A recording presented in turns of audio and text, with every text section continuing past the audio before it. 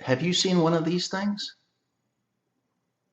It's called a snore strap, and as the name implies, is supposed to help you stop snoring. Let's take a look at one in action. You can use it for a coaster or leveling a table or washing your car. And it comes in handy if you're in a pinch.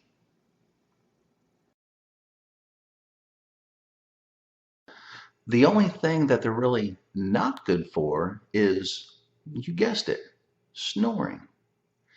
So that begs the question, how do people get away with selling these things?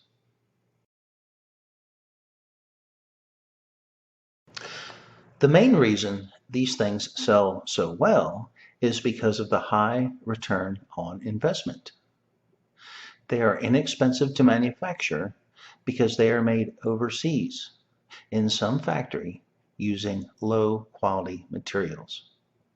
They present these to you with high quality images to make you think that they are high quality themselves. It's really just a cheap piece of neoprene.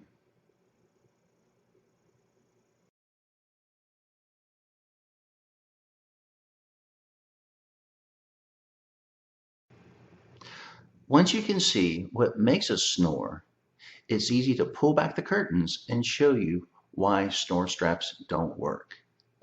In normal breathing, air enters the nostrils and goes through the throat and the trachea to the lungs. In people who snore, this airway is partially obstructed by excess tissue of the throat, such as large tonsils, large soft palate, or tongue. Another common cause of obstruction is the dropping of the tongue into the throat due to over-relaxation of tongue muscles during sleep. Air currents competing through narrow spaces in the throat cause the soft palate, essentially a piece of soft tissue hanging in the throat, to vibrate. This vibration is the source of the noise we hear when someone is snoring. Snoring and mild sleep apnea may be treated with the mandibular advancement device. This device is designed to move the lower jaw and the tongue slightly forward and thus making the space in the back of the throat larger.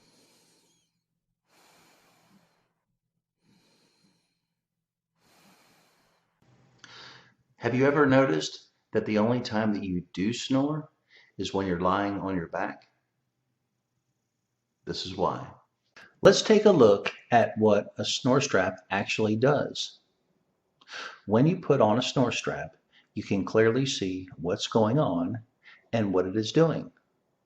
It goes around the back of your head and around your chin. This compression action pulls your jaw inwards towards your throat. You may recall from a previous clip that this is not the direction that you want your jaw to go. You want your jaw to go in this direction. All this is really doing is keeping you from hearing a person snore. It doesn't mean that they're not snoring, you just can't hear them. This would be like having your car mechanic tell you to turn up the radio so you can't hear the engine making noise.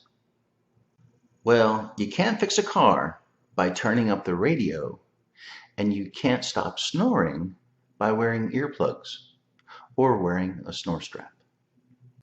Snoring is the body's way of letting you know that something is wrong. You have a constricted airway. And if you ignore it for too long, the problems associated with snoring will only get worse over time. So listen to your body. It really is trying to tell you something.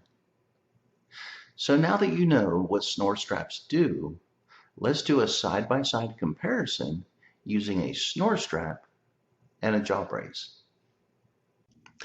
When you wear a snore strap, it goes around your head and around your chin.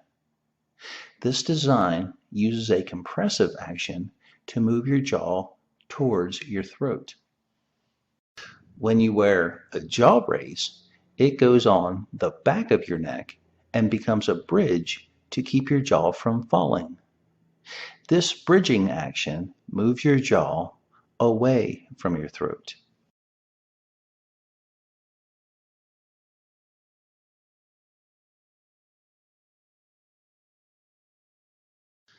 So, as you can see, the evidence is quite clear. They are two fundamentally different concepts. One hides the problem, and the other one actually works. Thanks for watching.